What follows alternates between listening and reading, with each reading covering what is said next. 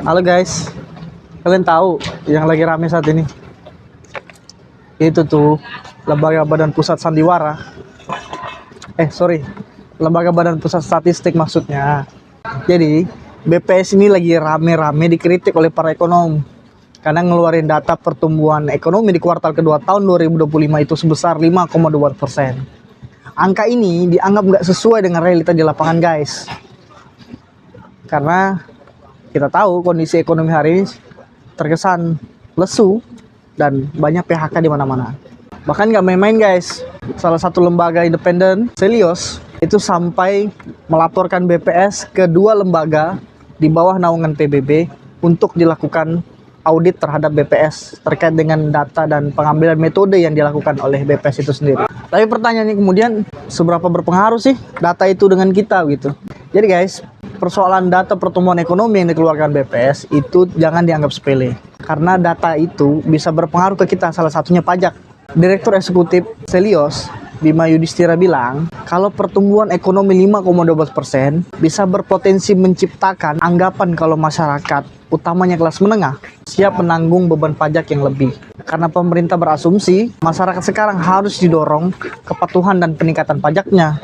Para ekonom juga melihat kemungkinan kalau program sosial bisa dipangkas karena ekonomi dianggap baik-baik saja. Dukungan industri dan manufaktur dan padat karya berpotensi dikurangi sehingga bisa memicu gelombang PHK yang baru. Belum lagi para UMKM, para pelaku UMKM bisa salah membaca pasar sehingga UMKM memperkirakan situasinya baik-baik saja dan memupuk persediaan bahan baku lebih banyak. Padahal kita tahu daya beli masyarakat itu cenderung menurun belakangan ini.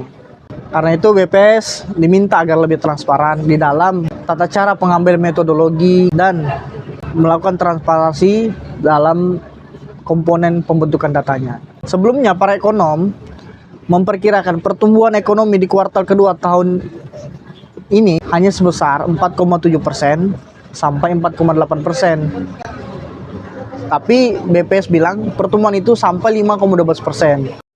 Angka ini melampaui proyeksi dari data IMF dan Bank Dunia sebesar 4% sampai 4,8%, Indef sebesar 4,8%, LPEM Feb Universitas Indonesia 4,95%, bahkan Bank Indonesia sendiri yang juga merupakan lembaga pemerintah memproyeksikan 4,7% sampai 5,1%. Tidak sebesar angka yang dikeluarkan oleh BPS.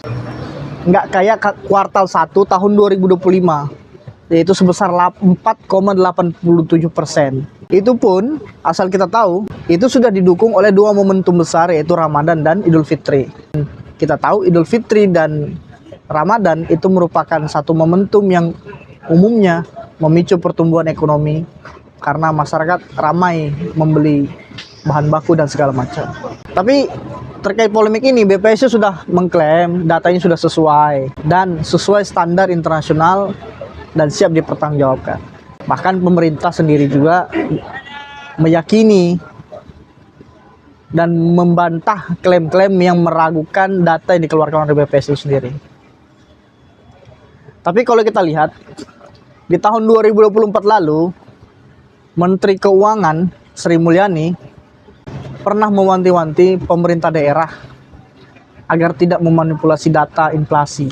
Dugaan itu muncul saat Mendagri Tito Karnavian mengatakan ada modus kepala daerah memanipulasi data inflasi. Karena kalau inflasi itu naik, Pemda bisa diberikan sanksi, sementara kalau inflasi itu turun, pemerintah daerah bisa diberikan insentif oleh pusat.